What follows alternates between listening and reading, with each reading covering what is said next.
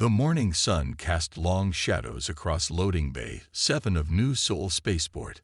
Do-hyun wiped the sweat from his forehead as he checked the cargo manifests on his tablet. His work as a cargo handler was simple, and that's exactly how he liked it. No decisions about who lived or died. No weapons that merged with his mind. Just boxes, numbers, and the occasional grumpy spaceship captain. Package 2187 to Loading Bay 7, the overhead speaker announced in its flat voice. Do-hyun looked up from his tablet, expecting another ordinary crate. Instead, he saw her. The alien girl stood out immediately. Her skin had a faint crystalline quality that caught the light, making tiny rainbows dance on the concrete floor.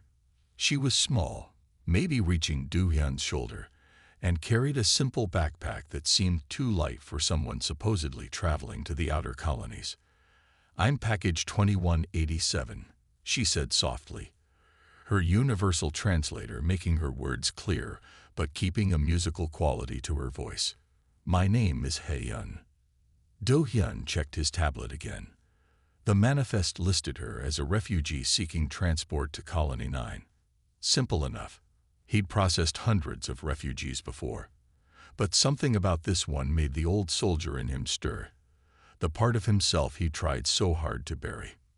"Follow me," he said, keeping his voice professional. "I'll show you where to wait for your transport." As they walked through the busy loading bay, Do-hyun noticed 3 things his civilian life hadn't completely stripped from him. First, the way Hae-yun kept looking over her shoulder. Second, the 2 humanoid figures trying too hard to look casual near the coffee vendor. And third, the familiar weight of combat awareness settling over his shoulders like an old coat. "Your transport leaves in 4 hours, Do-hyun said as they reached the waiting area.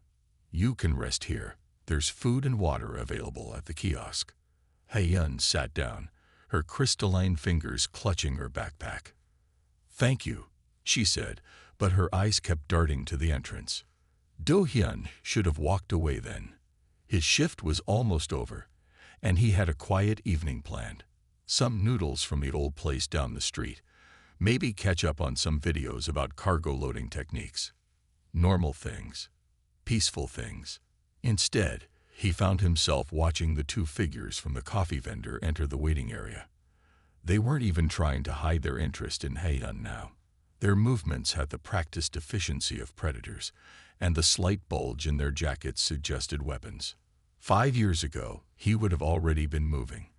The neural links in his brain would have connected to his combat systems, turning him into something more than human. The weapons would have emerged from hidden compartments, guided by thoughts faster than any organic reflexes. He'd been the best at it, the perfect fusion of human and machine. But that was before the Battle of Proxima. Before he'd seen what that perfect fusion could do when turned loose against an enemy that wouldn't surrender. The death toll had been necessary, they'd said. Unavoidable. But he still heard the screams in his dreams. "Is something wrong?" Hae-yun asked, noticing his distant look. Do-hyun blinked, pushing away the memories. "No," he lied. "Just remembering to log your arrival." He pulled out his tablet, making a show of typing. A message flashed across his screen. "AT-NT all HANDL yours. Security ALERT. His USPCT Crimson. Say we indicate activity. In spaceport. Report ANYCUS PSO is behavior." The Crimson Syndicate. Even in his cargo handler job, he heard whispers about them. They dealt in anything profitable and illegal. Weapons, drugs, people. Especially people with unique abilities or characteristics. He looked at Hae-yun's crystalline skin, then at the 2 figures who were now speaking quietly into their communicators. "I should go," he said. "My shift is ending." Hae-yun's eyes met his, and for a moment, he saw past the alien features to something familiar. The look of someone who knew they were hunted. "Of course," she said. "Thank you for your help." Do-hyun walked away, his steps measured and calm. At the bay entrance, he paused. The old soldier in him was screaming now, listing all the ways those two figures could grab He-Yun before spaceport security could respond. His neural links, though dormant for years, seemed to itch under his skin. But he'd made a promise. After Proxima, he'd sworn never to use his weapons again, never to let himself become that perfect killing machine. He'd chosen peace, chosen normal life, chosen to let others handle the galaxy's problems. He was almost to the staff exit when he heard He-Yun scream. Do-Hyun turned, already knowing what he'd see.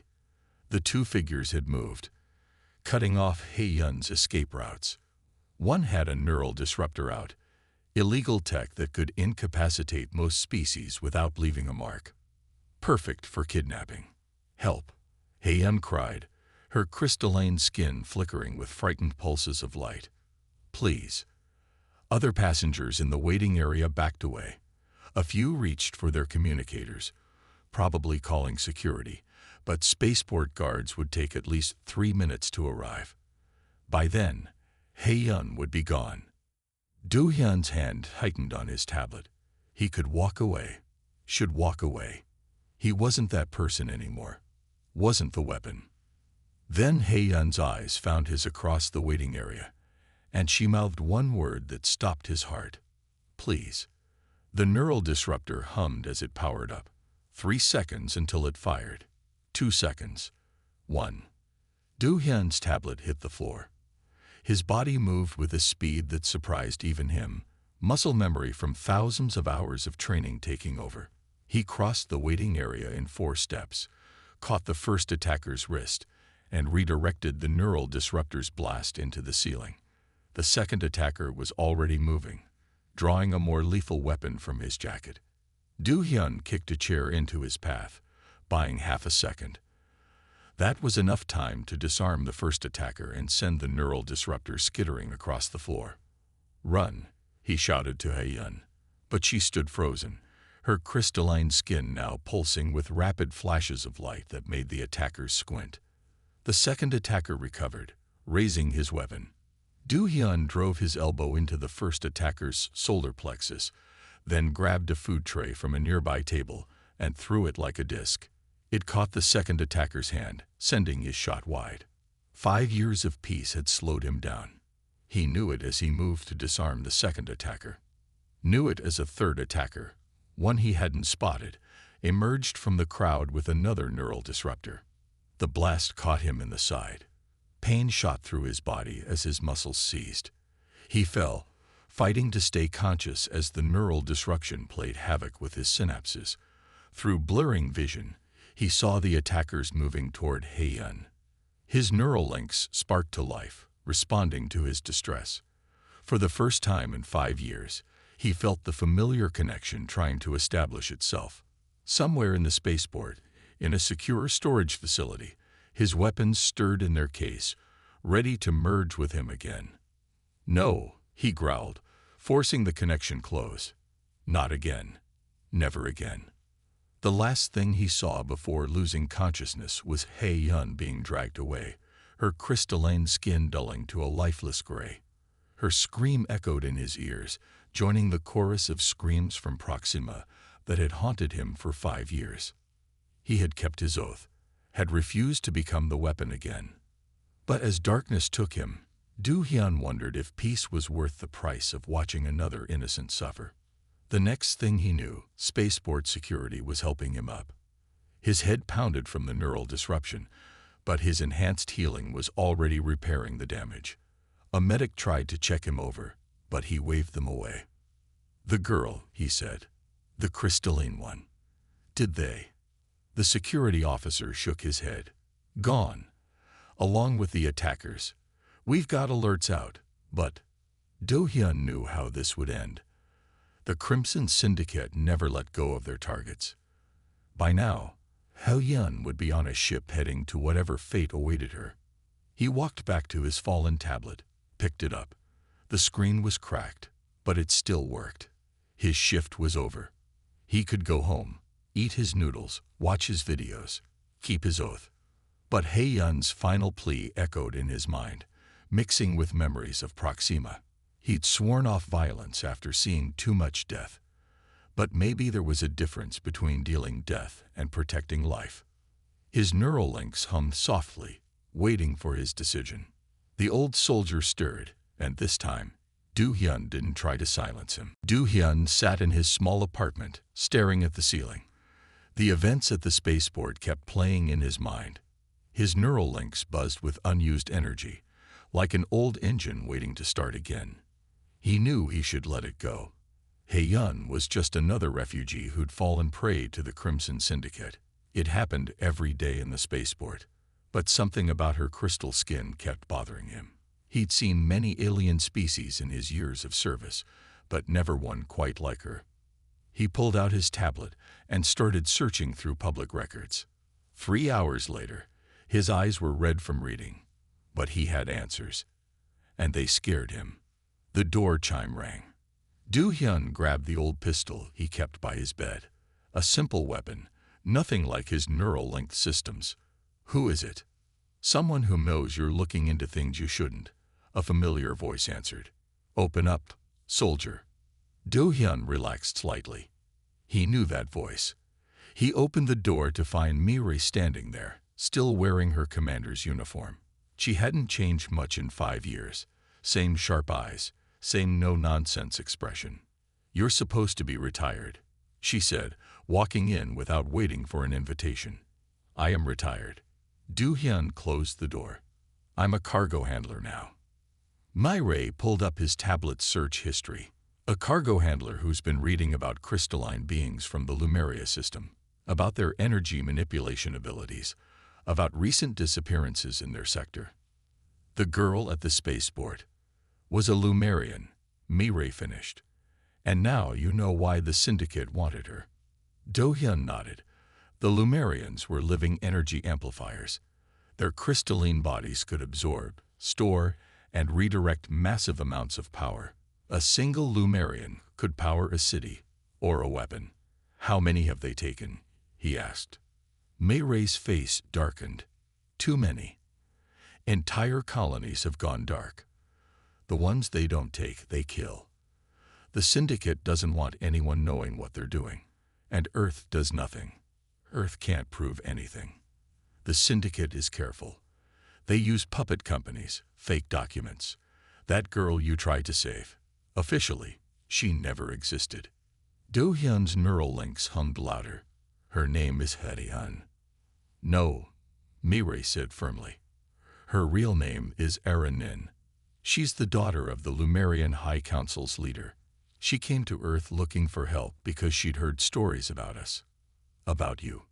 The words hit Do-hyun like a physical blow. "Me?" Mirai pulled out a small holographic projector. An image appeared. Crystal beings huddled in cages, their bodies dulled and lifeless.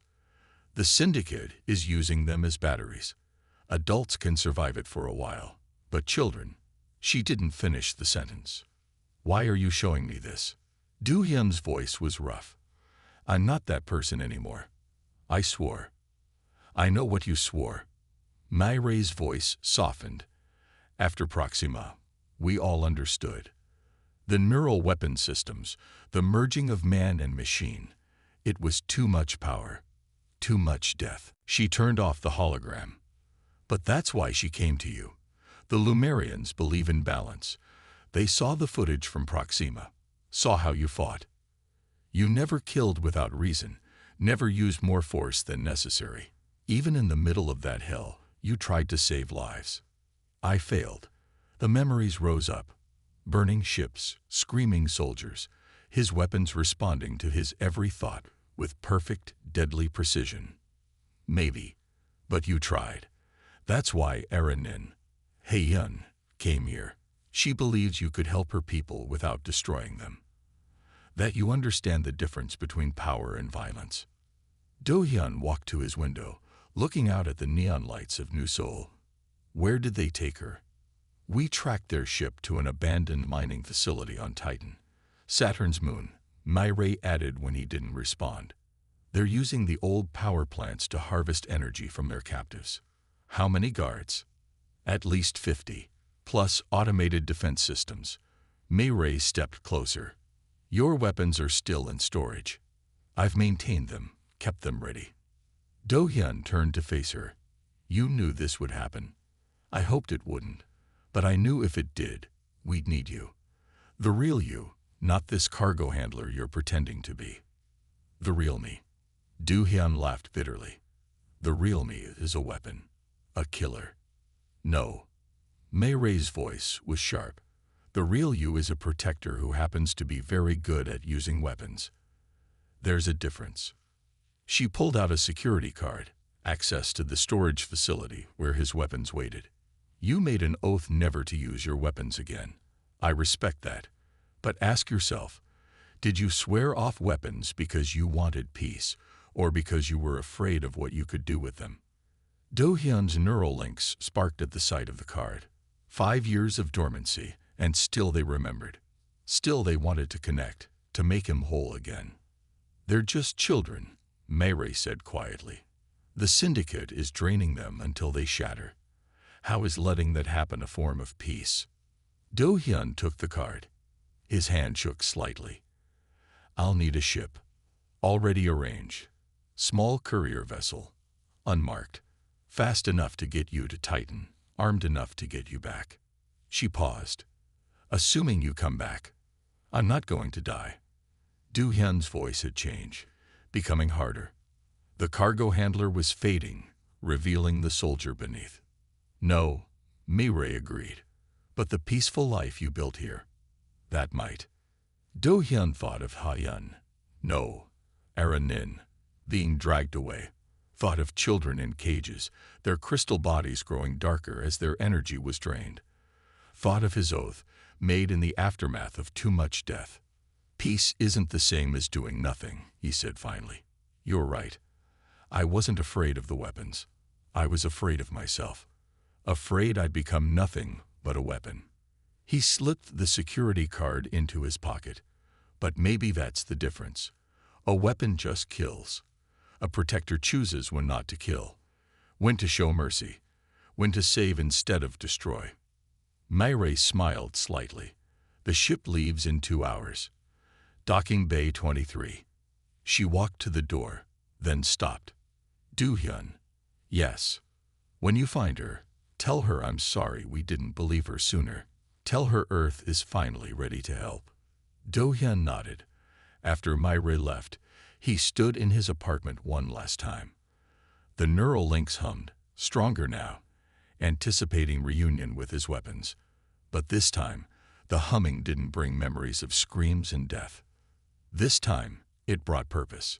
He grabbed a small bag and began to pack. In 2 hours, he would break his oath. But maybe, just maybe, he would keep a more important one. The unspoken oath all soldiers made to protect those who couldn't protect themselves, even if it meant becoming the weapon one last time. The storage facility's lights flickered on as Do Hyun entered. His weapons lay in a sealed container at the center of the room. 5 years of dust covered the container, but he knew the weapons inside would be perfect. Mei Ray had made sure of that. His hand shook as he placed them on the scanner. The container hissed open, revealing the neural-linked combat system. The sight of it made his heart race. Sleek black armor that would connect directly to his nervous system. Weapons that would respond to his thoughts faster than he could blink. The power to become something more than human. The power that had killed thousands at Proxima. I'm not that person anymore, he whispered to himself. This time is different. He began putting on the armor. Each piece clicked into place, familiar despite the years. The neural links in his brain woke up fully, reaching out to connect with the system. The sensation was like recovering a lost limb. Something missing suddenly made whole again. Asterisk warning. Neural sync beginning. Asterisk the system announced in his mind. Asterisk calibration required after extended dormancy. Asterisk. Do Hyun closed his eyes as the sync began. Memories flooded back. The weight of the weapons, the rush of enhanced reflexes, the perfect fusion of mind and machine. His consciousness expanded, connecting to each part of the system. Asterisk sync complete. Combat effectiveness at 94%. Recalibration recommended for optimal performance asterisk. No time, Do-hyun muttered. We work with what we have. He left the storage facility through a back exit, the armor's adaptive camouflage keeping him invisible to security cameras. The courier ship waited in docking bay 23, just as Mireille had promised. Small, fast, and armed just enough to be dangerous. The trip to Titan took 6 hours. Do-hyun spent the time reviewing the mining facility's old blueprints and letting his neural links fully reintegrate with the weapon systems. Each practice movement was smoother than the last. The machine remembered him, even if he tried to forget it. Titan's eternal orange haze greeted him as the ship broke through the moon's thick atmosphere. The mining facility rose from the methane ice like a metal skeleton, dark except for a few lights near its core. The perfect place to hide prisoners no one was supposed to find. Asterisk multiple defensive turrets detected. Asterisk his system warned. Asterisk calculating approach vectors. Asterisk. Do-hyun landed the ship 3 kilometers from the facility, using the terrain for cover. The armor adjusted to Titan's cold automatically as he stepped out. Through enhanced vision, he could see guard patrols moving along the facility's outer walls. Asterisk 53 hostile targets detected. Automated defenses active. Recommend full combat protocols. Asterisk. No, Do-hyun said firmly. Non-lethal protocols only. We're here to save lives, not take them. The system adjusted, reconfiguring his weapons for stun charges and electromagnetic pulses. It wasn't as efficient as lethal force, but that was the point. He wasn't here to be efficient. He was here to be better than he'd been at Proxima. He moved across Titan's frozen surface like a ghost, the armor's camouflage blending with the orange haze. The first guard never saw him coming. A quick nerve strike, and the man dropped without a sound. Do-hyun caught him, lowered him gently to the ground. Asterisk target neutralized. 49 seconds until patrol overlap. Asterisk. One by one, he disabled the outer guards. Each takedown was precise, careful. No one died. No one even got hurt badly. Just quick, quiet unconsciousness. The facility's main door was locked, but his neural links interfaced with the security system. Old Earth military codes still worked. The door slid open silently. Inside, the facility hummed with power. Too much power. He could feel it in his neural links, energy being drawn and concentrated somewhere below. Following the power readings led him down, past empty mining levels, toward the center of the facility. He found them in what used to be the main processing plant. Dozens of crystal beings held in energy-draining cells. Their bodies were dim, almost gray, their natural light barely flickering. Among them, he saw children, their small forms especially dull. And in the center cell, barely conscious, was Hae-yun, Nin. Her once bright crystal form was now almost black. Life signs critical in multiple subjects, his system reported. Recommend immediate power shutdown.